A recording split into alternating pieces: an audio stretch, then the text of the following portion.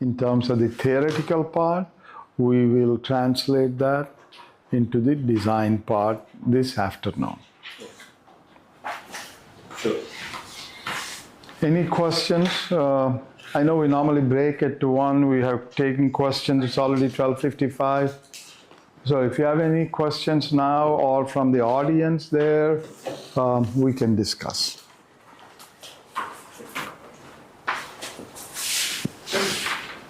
You were saying that we can't use FRP bolts. So you said that due to the in-plane shear not being developed that much, we are not able to use FRP. So can you elaborate on that? Okay. When we talk of a bolt, how does You the... want to take a new? Yeah, sure. Clear, here. Aye. So what is a bolt? See, there is a lot to all this in engineering. It's like what is in a name, right? Have you read a book on what's a name? Okay, like that, I can write a book on what is in a bolt.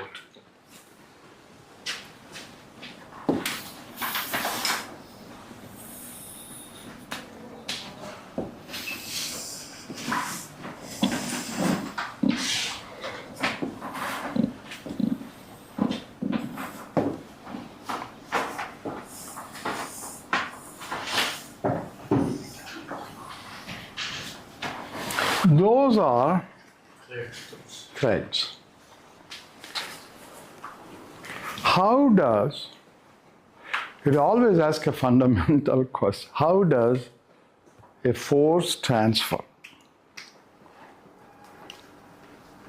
You can, what we do, our construction-based convention is that we tighten the bolt with a hand, what we call that as snug fit. Right? Okay. For the nut. Then one might say, I'm going to turn 3/4 of the 360 degrees of 3/4, 270, or whatever, half a turn, 3/4 turn. So if I do that, what am I trying to do? Actually, why am I trying to make tighten the nut by half, meaning 180 degrees or 270 degrees or 360 degrees? What does that mean? I'm asking myself a question. What, in layman's terms, it is going to do is creating a pre-tension. That's all it is trying to do. And then once it does, I tighten it up, lock it. That's in philosophy. Now let's get to the practice. In practice, okay, before I go to the practice, there are many things one must understand. For an efficient bolt, what is the spacing of the thread? What is the depth of the thread? Why do I need to know? Because I am converting the force transfer through the shear mechanism of the thread. See, I used 3 propositions, right? Okay, now, answering your question, when I convert that into shear, I am not able to transfer that shear through the thread to the core of that stud of the bolt. Not able to do that because it's going to shear off. Have you heard of it? Even for steel, it shears off. Okay, I'll tell you a common, very common fallacy of people telling me that we are going to have a torque range to have 50 pounds of 50 foot-pounds of torque or 30 foot-pounds of torque, you know what? Most of that torque goes into the friction of the bolt. It never transmits into true shear. So either you shear off the thread or you are going to get it into the friction. Ultimately, you are not even getting 10 foot-pounds of true torque. When I said torque, why are we torquing it? We are essentially elongating the bolt and then locking it. So that elongation is not equivalent to even 10 foot-pounds, even though you think from your torque range indicating you have 50 foot-pounds. So it will fail, the bolt will fail. So there are two kinds of failures. One is shearing off, the other is the friction locking the force near the tip or whatever, and not truly transmitting the force through the shank of the bolt. So that is, now you understand where, so when, how am I going, so what we do is we elongate the bolt, tighten it, and then release that, just like pre-tension. We have a gadget that pre-elongates the bolt to whatever level I want, and then tighten it. You see, that's what we do.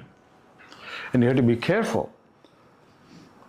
One might say, oh, only concrete and only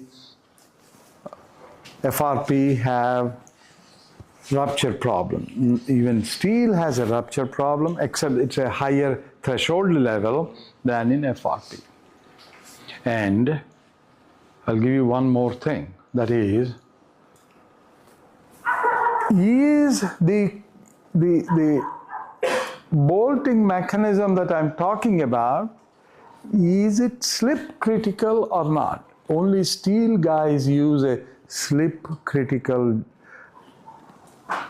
joint design mechanism.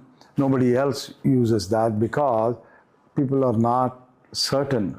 I can tell you in FRP, I went up to 40 to 50 foot-pounds of torque. You know what? 3 days later, I have zero torque. So that's not true with steel. We give credit for that. What happens when I have zero torque? The shank sits, I lost my torque, right? My force transfer is all based on shear, only loose shear. I do not have any fixity type force transfer, you see. So what is happening is, I call that, due to the loss of torque, we have a much higher, quote unquote, creep type deflection. I didn't say creep deflection, creep type deflection means that if my bolt is a 3/4 inch bolt, obviously we all know I have to drill a 1 inch hole, or at least 15 by 16 or whatever, 13 by 16 inch hole, right, as a minimum. So it is that 13 by 16 inch hole vis-a-vis the 3/4 inch bolt, there's a gap. It is that what I call a pseudo creep, and it's a big science.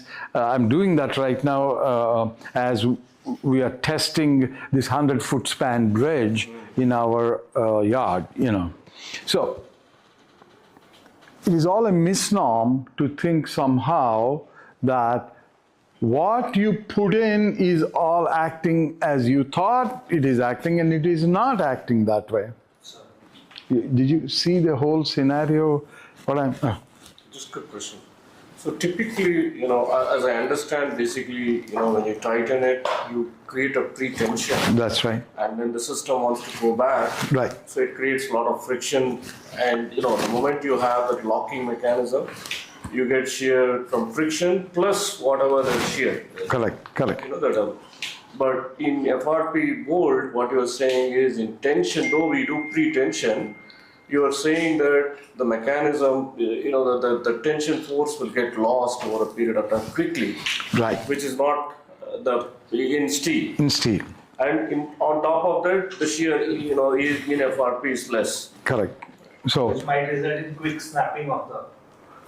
we didn't see any snapping of the bolt. These are all steel bolts, mind you. I'm not talking about any FRP bolt business. Even I'm saying even in the steel bolt, we're having a shearing off of the threads.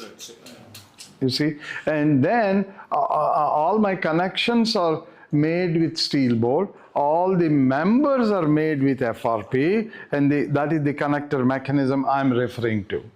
I'm saying this a little more elaborately because two of you guys asked me at the break about how to design a bolt with FRP.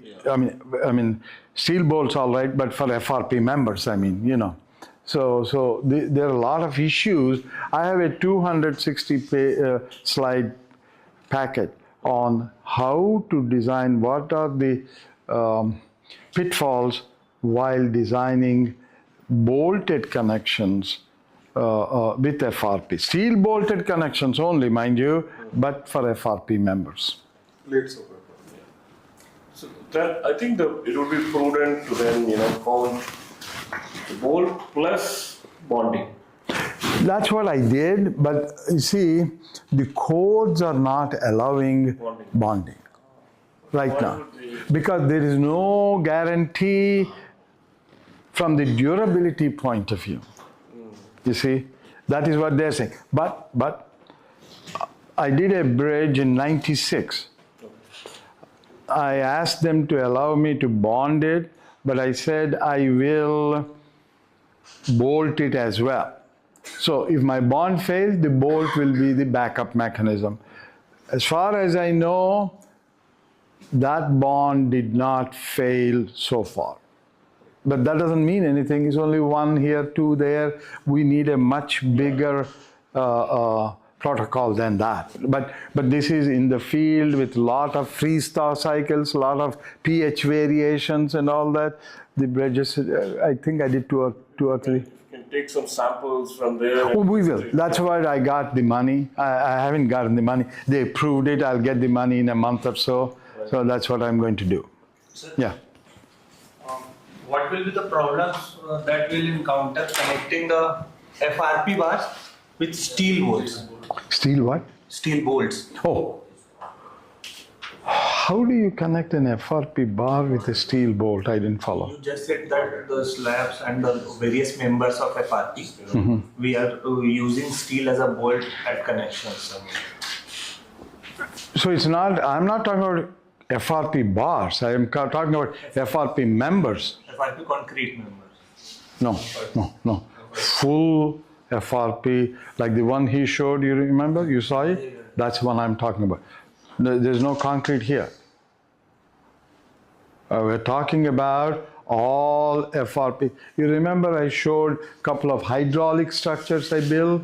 Yes, sir. Yes, sir. That is the kind. Zero concrete. No concrete. There will be no problem at the connection interface Of? FRP and steel. There is. That's what the issue. The FRP shapes with steel bolts are not providing any slip resistance. Yes, sir. That's what he was asking. Because of two reasons. One is, even though I feel I have put in a 40, 50 pound, foot-pound torque, that is not getting retained there. For one reason or the other, we are talking about two reasons. One is potential. Low friction is one. The other is you may have a loss in the bolt thread due to the locking up of if you don't do proper pretension of the bolt. That's what we are talking. Do you understand what it? Yeah. So these bolts, Huh. are they being made through turning, like lathe turning? No. All bolts. We are not doing anything uncommon. All bolts are allowed to be tightened with a torque wrench. All bolts are. So nothing special we are doing. It's a common garden variety bolt. I bought it in the hardware store. I'm talking about FRP bolts. There are no FRP bolts, period. I'm not talking about FRP bolts, and never ever thread a FRP bar. What happens? Immediately you're cutting into the fiber. We tried that, that's why. Yeah, it's not going to work. You're immediately cutting into the fiber, and it's a double whammy. Not only you lost the continuity of it, but you have created a high stress concentration. So both ways, you're a loser.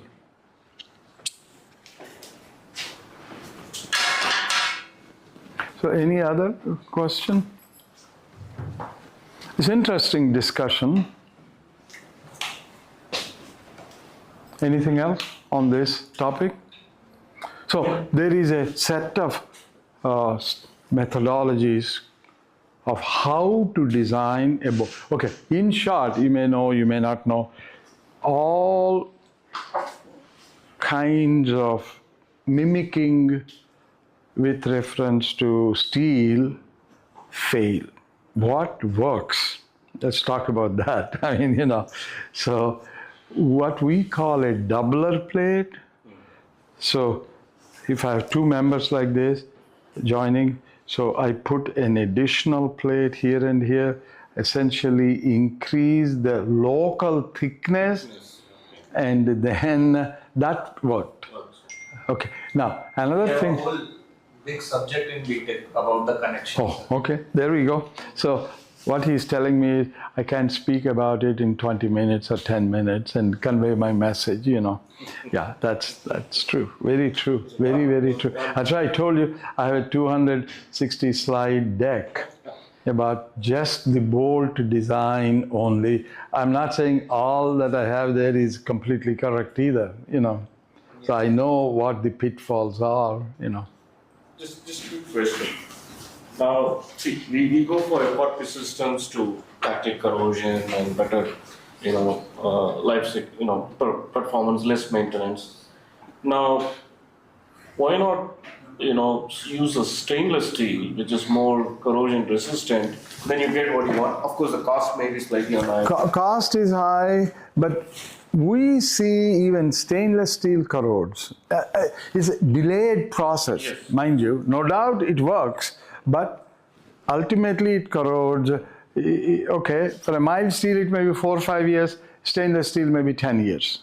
The impact of alkaline will always be there, whether it's a stainless steel or iron steel. But it will be there, but the point is with the FRP, now the weak link is the connection with the regular steel plate, right?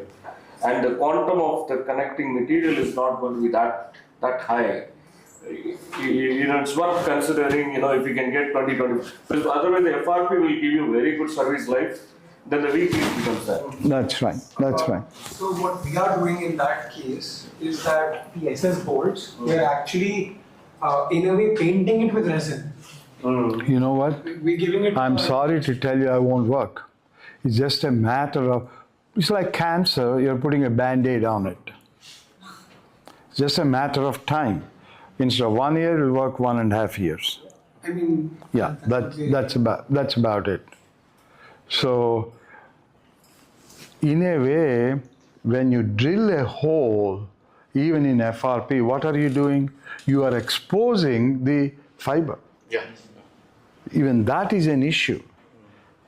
Therefore, in a long haul, it's all right for 5 years, 6 years, but if I'm talking about 100 years, these are the precautions one has to take.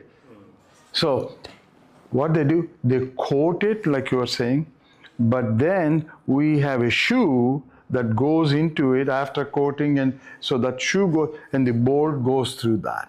You see what I mean? So please keep in mind what is our goal to satisfy for 5-year life, 10 or is it 100-year life? If such is the case, you need to be very, very cognizant of these minute details. Remember, I started out my lecture saying the devil is in detailing, right? Always the devil is in detailing. So, And also, just, I know you've done a lot of accelerated durability testing.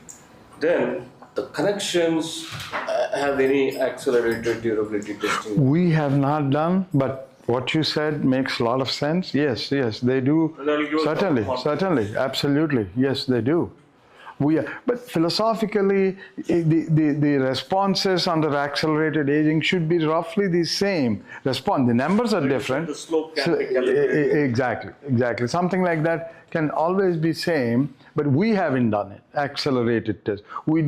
I did more than 1,000 bolt tests, And I didn't do the following, but one of my very close industry colleague did that. He gives me a lot of money to do a lot of work. I won't reveal the names. I won't reveal the place. What he did, he built 100 plus. I'm not giving all the details. I won't. But he built I just want to convey the central message. What you should not do. That's my point. Yeah. He did the 100 plus feet FRP pedestrian bridge. And it crept so much, he had to take it out and redo the whole thing after all the statements that I made to you today in the last few minutes. That's what he did. So huge, he lost a lot of money. So you need to be careful. That's why you need a hands-on experience. More than that, you need to be observant of what to do, what the do's and the don'ts. I have my good friend from Netherlands sent me a list of the do's and don'ts of FRPs, So one should keep these in mind when you do things, So we will get back after. Please ask any question. That's where I learned too. Remember, so the questions stimulate more innovative thinking. Or else you are in your own world, So I want somebody to really challenge it, right?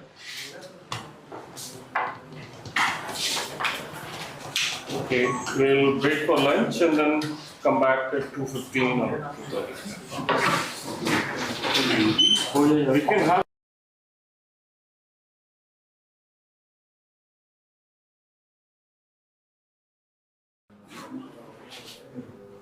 43 is the slide. 243.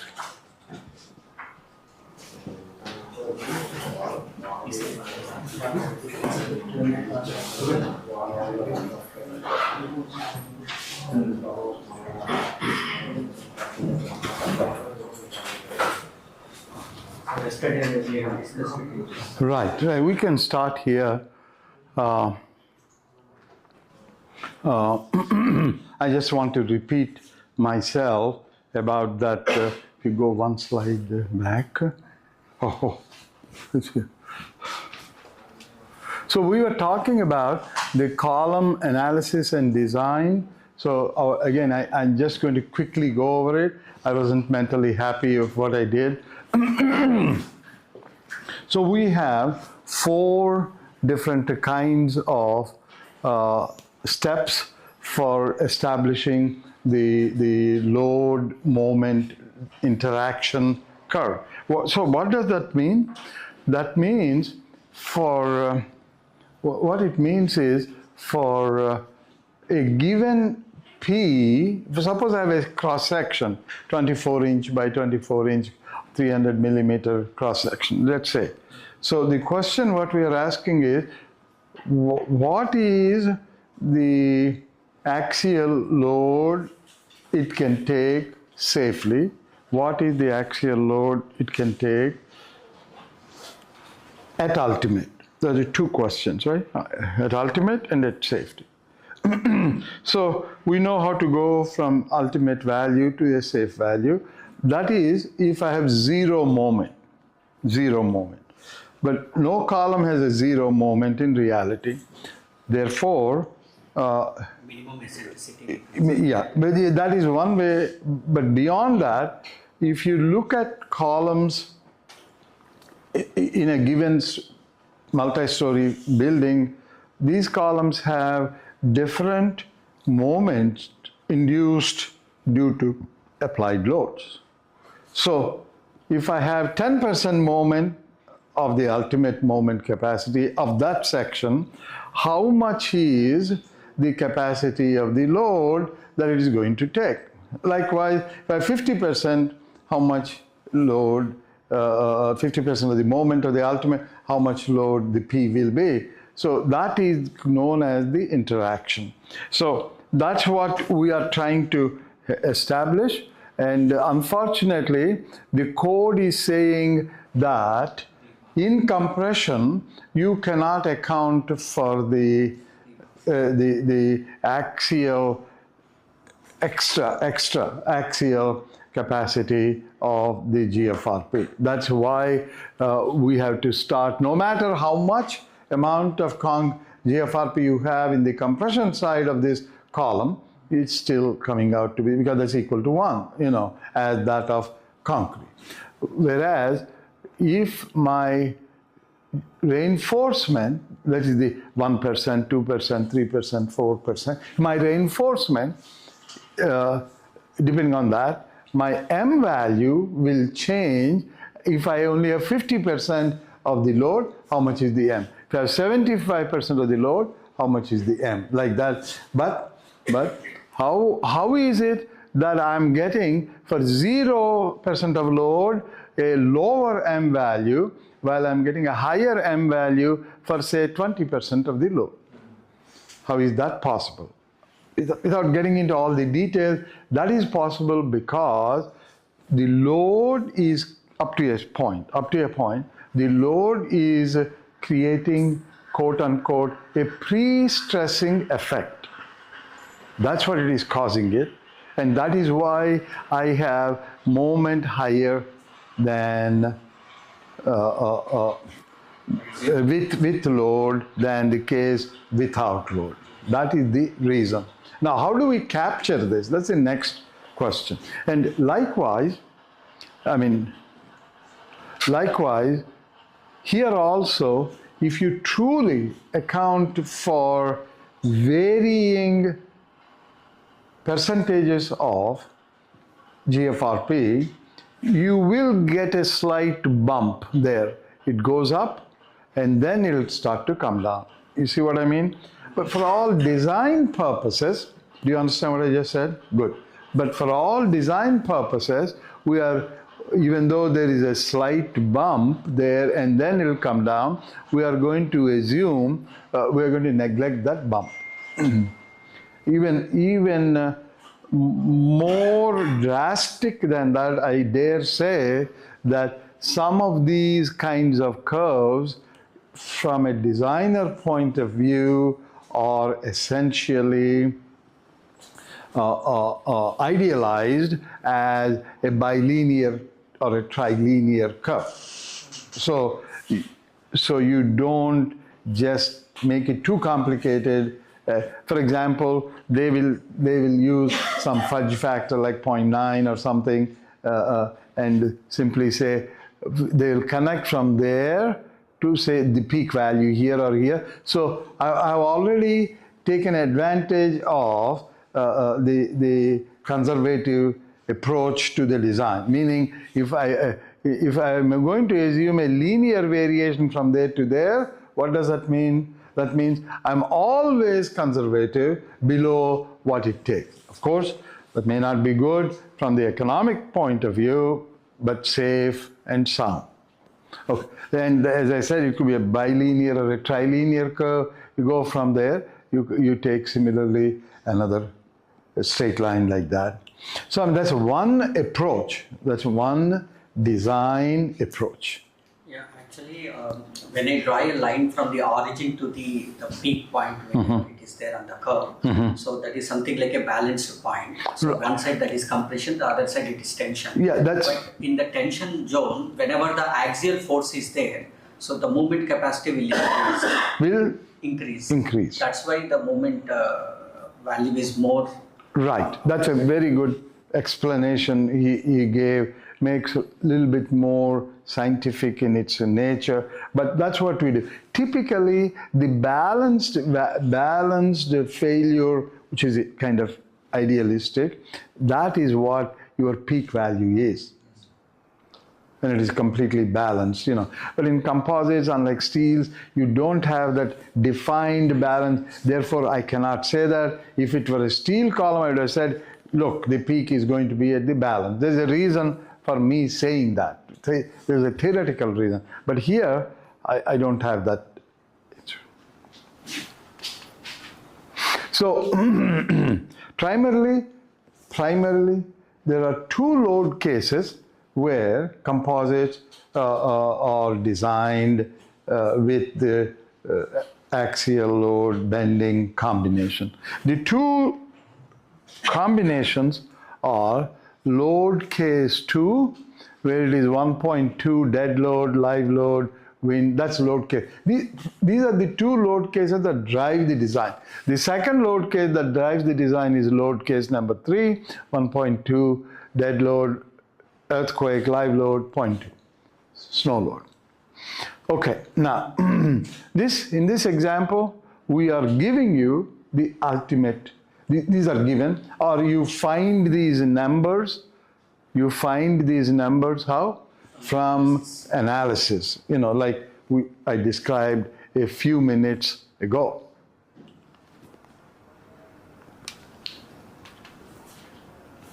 So there are two kinds of analysis. I mean, these are just examples, so please don't take it as if they have any physical meaning to it. I picked up the numbers like that for a typical static analysis, and the numbers shoot up in terms of a quasi-dynamic, the earthquake dynamic response as a quasi-static response. I just use that. So these numbers don't mean as if they're related to some kind of a structure. They're not. They're just some number. The message is simply that you have a higher moments when you have earthquake. That's the only message. So now, with that backdrop, let's look at column size. And as I mentioned to you, the easiest is very easy to deal with Pn max. From there, you know, yesterday we saw that I don't have to make a long explanation for this step. Of course, the following steps I may have to explain, but this is extraordinarily simple. And then from that, this is coming from the resistance side of it, and I've given you this, which is coming from the load side of it, which is, I said 600 kips. That's given, or that you get it from your first order analysis. Right? What is the first order analysis? It is with the reduced. The column, the geometry would remain same, but reduced I values. One kind of a reduction for column, another kind of a reduction for B. That's what it is. Then, from there, this is a preliminary analysis. This is not a final analysis. From there, it's easy to find the column area, that's inch square. 17 by 17 will do the job. Now start the checks and balances. So from here, what is the P critical? So we are dealing with, remember, we are dealing with a cracked section. So people have figured out up front, based on their huge, vast experience, that it's better to design for a critical buckling value, which is roughly 5 times that of given PU value. You might say 4 times, but that's okay. So if you err on the higher side, you may not have to iterate and reiterate many times, or else you have to iterate a couple of more times. That's what it is.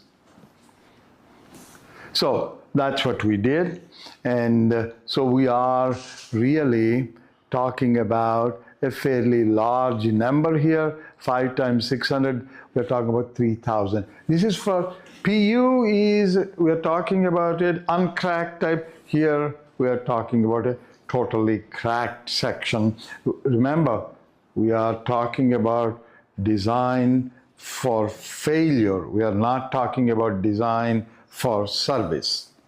So that's the big difference. So we are checking, we have no choice but to check for failure. That failure, we are saying, on an average, this may not be right, but on an average, it's like we said L over 17, L over 16 is my D value. The load value here is about 5 times that. So this is the length given for the beam. That is the span length. This is the beam. Please note, this number is again a starting point, not a actual number, but we have to check that number, of course.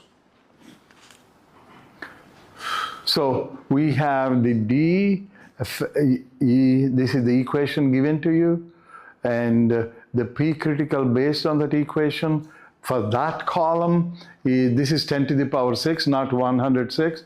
So from here, my I gross value is that from here. So what has happened? What's the message? The message is that from here, from the strength point of view, please note, we got 17 by 17. From P critical point of view, we got 24 by 24. See, so this kind of a preliminary determinate type analysis helps a lot to set the stage for design. Ultimately, it is a check. You have to convert any design, remember, I cannot overemphasize, you have to convert any design into an analysis problem ultimately. Otherwise, you're going nowhere with it, right? So that's what we are doing. In the first step, we have considered the crushing is the That's failure right. mode, and here we are Buckling. the buckling. That's right. And why buckling is the issue? So it's slenderness ratio, and again the low values of E for the GFRP based columns as opposed to high values from the strength point of view. All right, so so that's what we did, and this is a starting point. This is how we arrive at a column size. Otherwise, you don't know what column size you're supposed to be using. This is to minimize the iterations. Step 2, find slenderness, size the column by neglecting first the slenderness effects. That's the first step. And then conduct the first order. Now we fixed a 24 by 20. 22 by 22 may very well work. We are not going to contest that, but that's how I started. If that is too conservative, I'll go back and say 20 by 20 or 22 by 22. So all that said, By the T section we are considering. huh? This third line for T section. Okay, obviously, if you are dealing with a three-dimensional frame, we are talking about the part of the slab. That is for beams.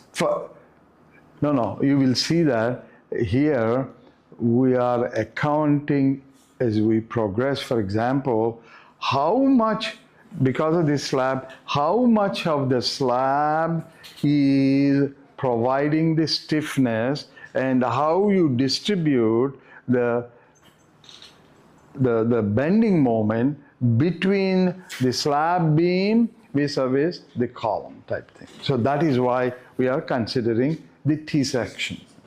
Is that clear? Good question. Do everybody understand? So the code says that for T section, 2 times the moment of inertia of the rectangle without flange. So no flange. But again, please note, once again, this is a guide. This is not simplifying the problem to get it moving forward for the analysis purpose. Remember that. I cannot tell you any more time. So the moment of inertia for the first order analysis, you see that thing, 0.4? That is the guidance they gave you. I flashed that this morning before lunch, you know. So for first order analysis, that's what we are going to use. As suggested, as a suggestion, nobody is going to prevent you using 0.5, mind you. You may have to come back and reiterate it, but this is a guide.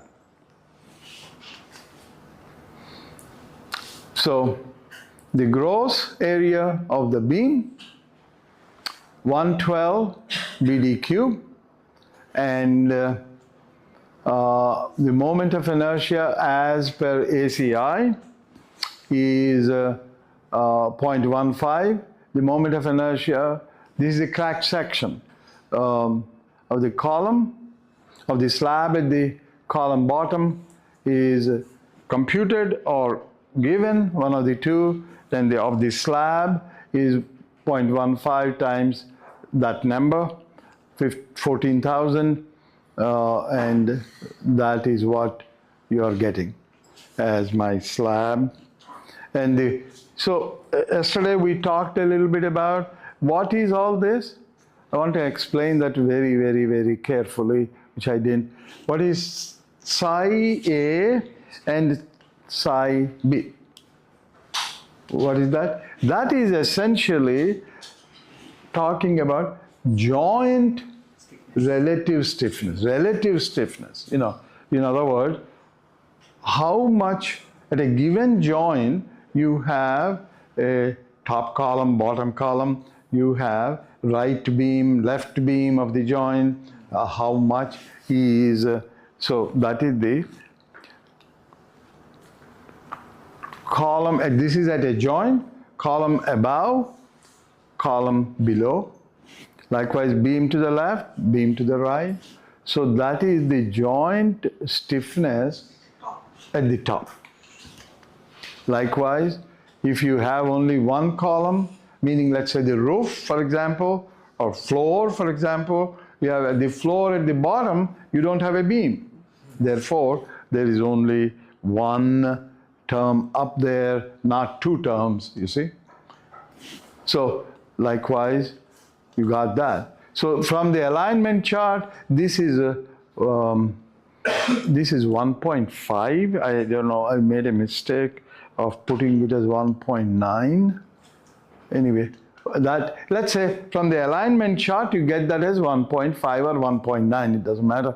But the message is, yesterday he showed us the alignment chart. From that, this comes. How did we arrive at it? Knowing well that sigma A is 4.06, so psi B is 2.49, and there's an alignment chart that will give you that number. That number must never be exceeding 2.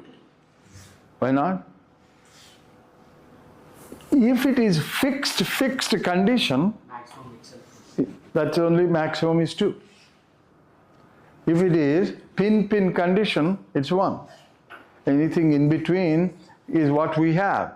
But it's typically comes slightly higher than 1.5, typically, you know. You see what I mean? There is enough joint rigidity that it is roughly, okay, another thing you need to know, maybe you all know this, whenever you design a frame,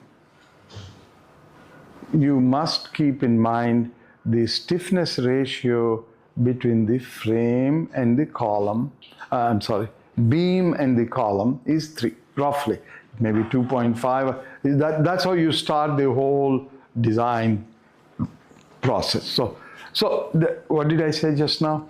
This number is K value between 1 and 2. unless you have some peculiar conditions where, what is a peculiar condition? Where you may have a penthouse that has very little resistance at the top. The column acts more like a free end at the top. It will never be free end, we know that. But for the top, you may not have all that high resistance. So in those kind of cases, this number may be close to 1 or it may be slightly less than 1. So my statements are 95% valid, but that does not exclude, my statement, I mean, does not exclude these extreme cases. So in case you get something like 1.1 or 0.9, don't be alarmed. These are very special cases, nothing unique about it. So the slenderness ratio, check to evaluate. So we found the R, AR square, right? Then KL over R, so it's 1.9 times that, 52 greater than, where do we get that number? KL over R. Remember, they said, code suggested that is roughly the number above which you will have slenderness that cannot be neglected. That is where that number, it may not be exactly 17, it may be 20, but in this case we know for sure is way above the 17 number, so definitely the slenderness comes into play. Check for frame. Slenderness is one thing, sway is another thing, right? They're two different things. You know the difference between the slenderness and the sway? Horizontal sway due to wind or earthquake or whatever. So now here, if you remember, in the beginning of the problem, load combination 3 controls the design, generally speaking. So load combination 3 is what we're going to focus for a minute, simply because we know up front that it is larger than combination 2. And I gave you the 2 load combinations about 5 slides ago. That generates the highest total floor axial load, and it came from the code. That's a guidance or a suggestion or a reminder for a designer. Must be computed, and technically all load combinations must be checked. Here we are only looking at 2. That does not mean you're done with it. We have to check all combinations as a designer. You know, all checks have to be made. You cannot have a shortcut. So, what is PU? This is sum of all factored column and wall gravity loads at floor where we are considering the column are considered for combination 3 and found to be 200 kips. You know, again, when you run your first order analysis, you know what that horizontal load or shear values are with regards to that floor. That is what that statement is saying.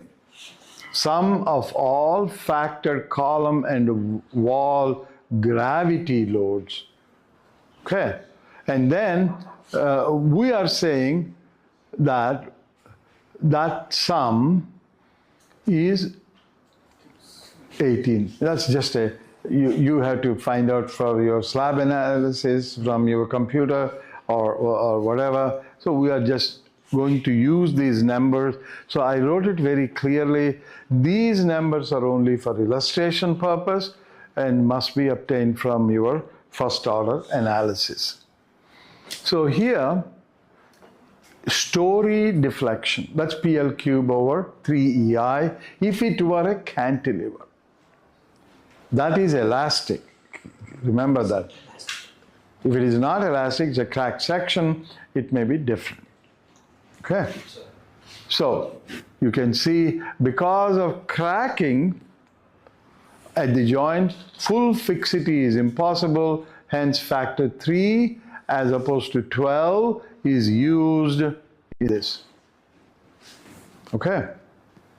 So, if you remember, what is, you remember all your slope deflection equation, this and that, due to differential movement, what is the bending moment, fixed end moment?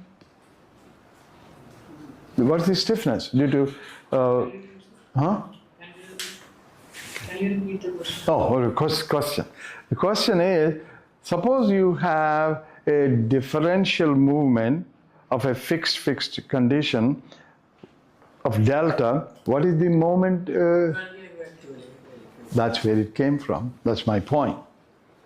But we are not using that. We're using a much higher value. Why? Because it's a cracked section. How much higher? By a factor of 4.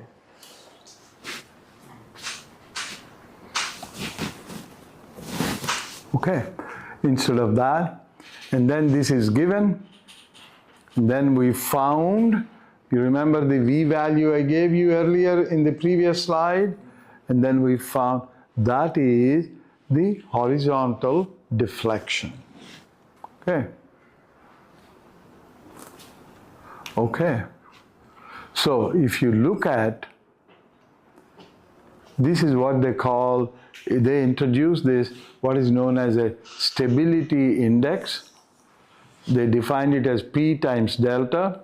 They could not get out of their mindset of the P delta, even though this is a first order analysis, you see. If it's a second order analysis, you're talking about a nonlinear response. For a first order, so they kept that mindset as is, and then they found that index. And this index is used to adjust for stiffness coefficients in the following slides. So that is the stability index, they called it, delta, P delta effect, and this is a non-dimensional value, remember. So that P is what? Gravity load. Remember, we are not looking at, this is all gravity load. So that is that P delta effect concept. This is the shear. So the moment that all that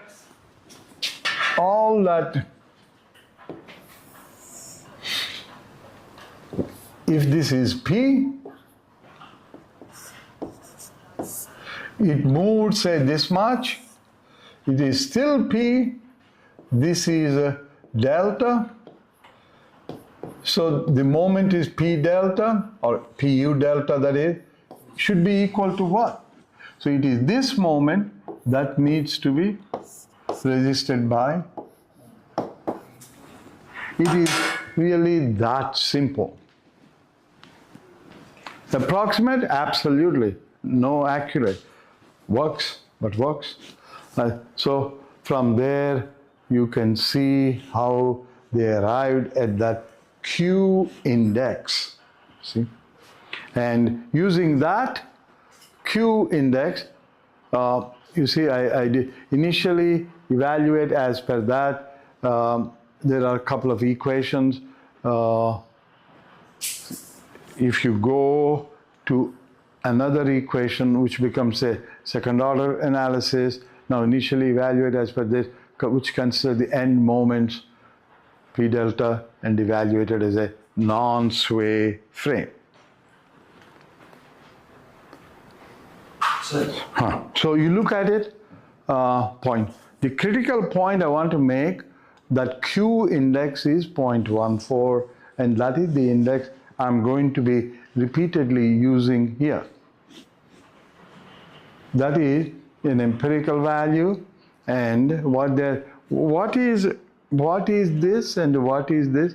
These two are the moment magnifications due to P delta type thing. That is what it is. These are the actual original moments.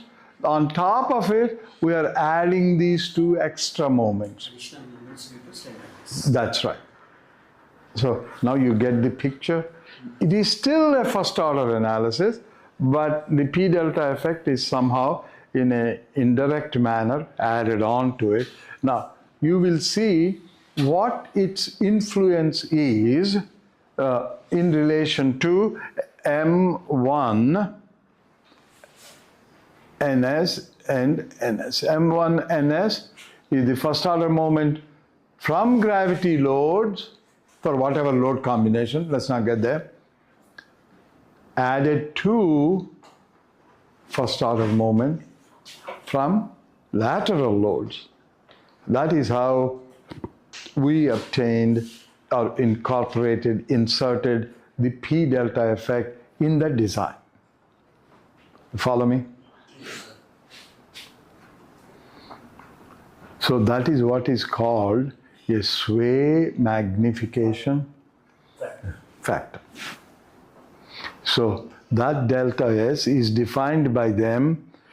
I don't know, I admit, the theory behind it. I'm sure they have tested this out for umpteen different cases.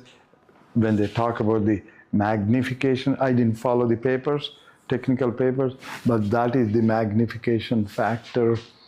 You know, this is, you remember I talked about two options. This is the simplest way to get the problem solved. So here M1S is nothing but it's a P delta.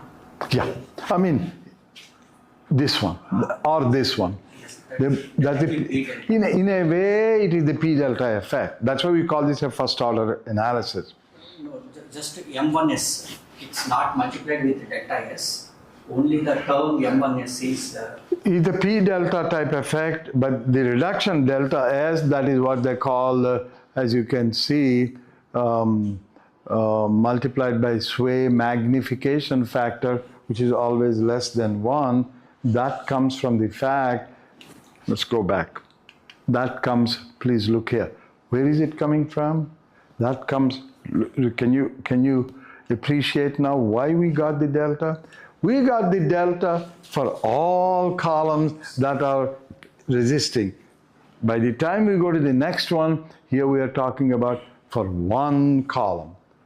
Now, whether you agree with this or not, that's a different matter. What they are saying is, using that magnification factor, you can reduce it or increase it. It's not much really, but where am I? Yeah, that's what you're going to get. That is that's what they call option 1. There is option 2. For that, they're finding this. What is this? So this is the total capacity of vertical loads on all columns in that bay. In other words, that number varies from a story to a story, right? So the higher stories have lower number, lower stories have a higher number. Therefore, that is, let's say, a capacity or the PU, if you want to call it, for each and every column of a given story. That's what that number, that's again, I just made up that number, and you can see from there, I have the total number of columns, PC of a given column. So the PC, pi square EI over L square, right? And we already found the K value, and what is EI? What is that? It came from the code. The code defined that number. I did not. So there is a big variation. This is 1.34 versus 1.14 or 16. Yeah, is it 16? I don't remember. Yeah, 16. Correct. Thank you. So there's a big difference. What they are saying is, these are not close, we admit. But what they're saying is, if you do a little bit more accurate analysis, you will get a closer. You'll never be identical, but you'll get a close. What does that mean?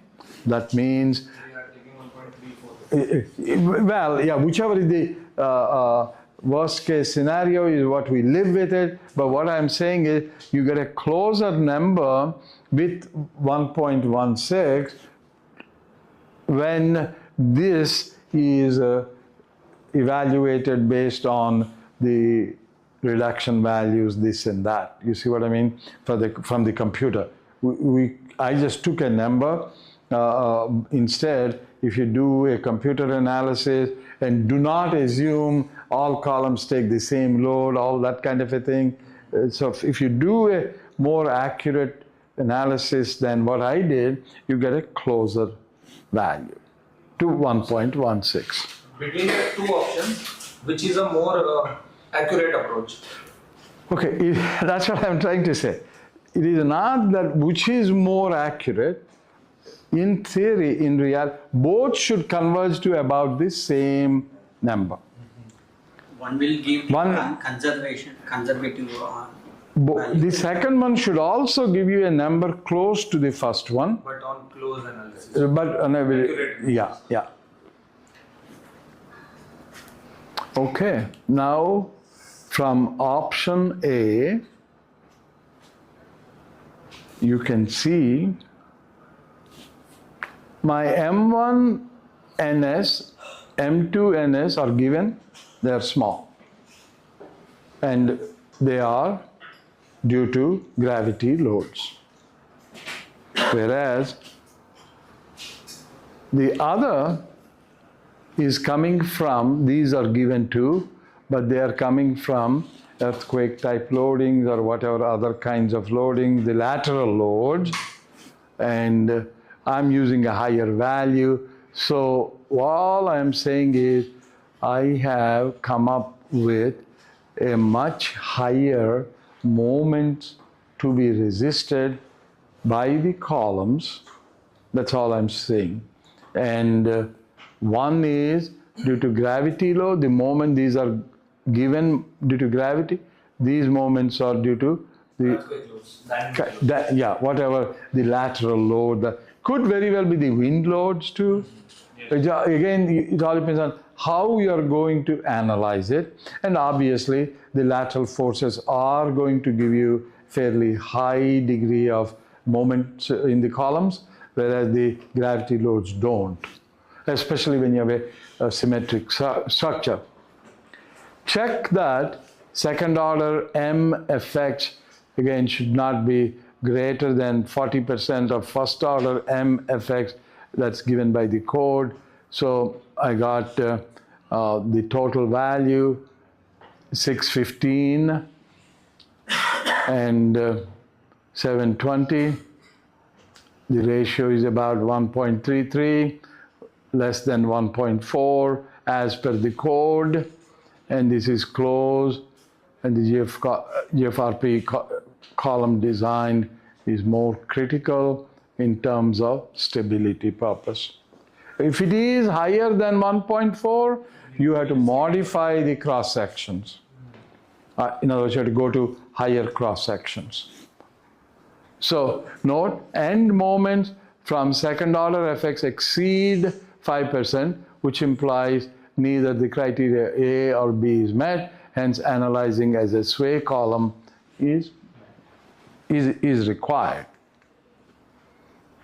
Okay, that is how you conduct the whole analysis to establish whether it is a column under sway or not.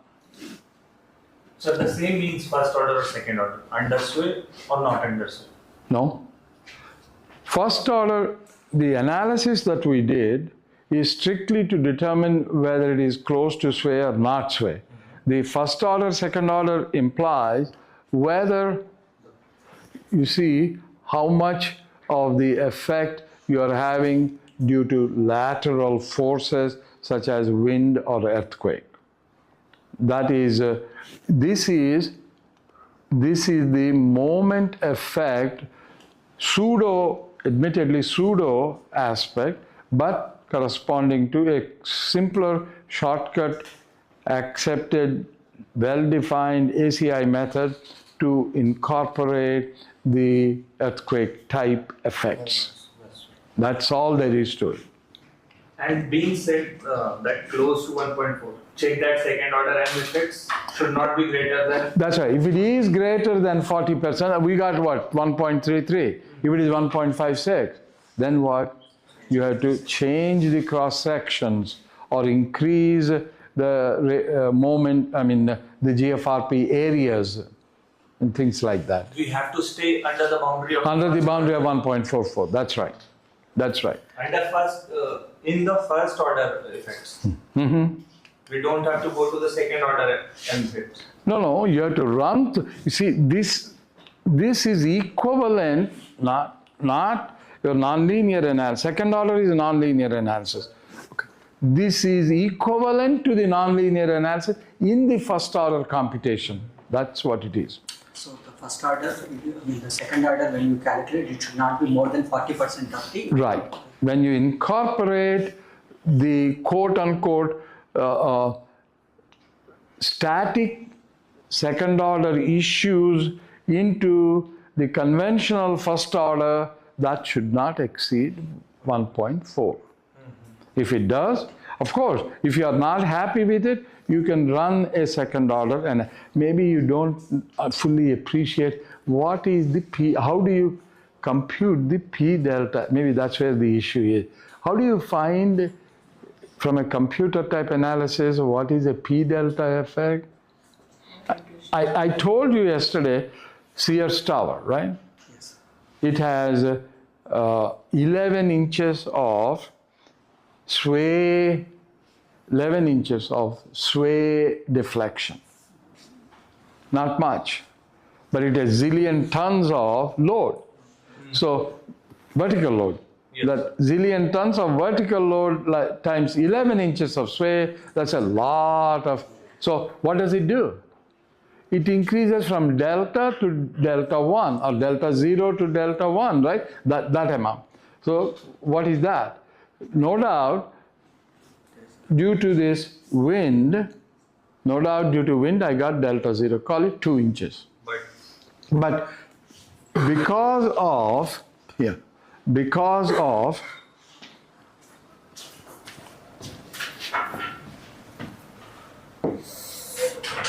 that is the Sears Tower. This distance is about 1450 feet. Somewhere in there, I don't remember the exact, but it's in that range. Okay, please note, due to wind, Chicago is what is called a windy city, right? Due to wind, it did that. Okay. That number is what I am telling you is, say, 11 inches. Just say that, some number. Now, this tower,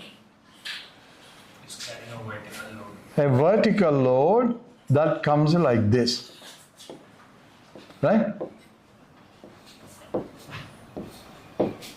They measured this, by the way. It's 11.2 inches. Under worst case scenario, not a fresh, Now, how many, do you know, maybe you don't, some of you may know, out of curiosity, do you know this, I saw it myself with my 2 eyes, the size of the bottom column of Sears Tower, can you even guess?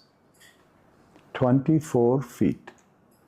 Size of the columns at the very bottom, of course, the size decreases as you go up, obviously, 24 feet.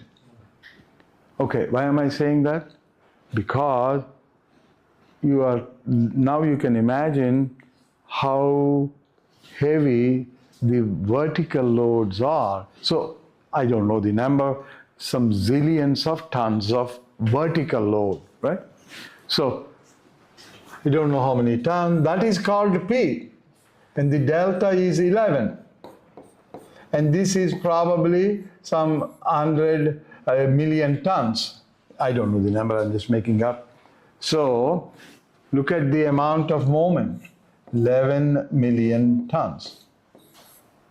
This is inch pounds, is the P delta. That is called P delta. That gets worse in concrete, unlike in steel. Why? Because you have a cracked section. Means you lost some of the stiffness. Means you are increasing the delta effect. All these follow. Okay, so that is, I hate to use the word pseudo P delta, but it is in a way pseudo P delta effect.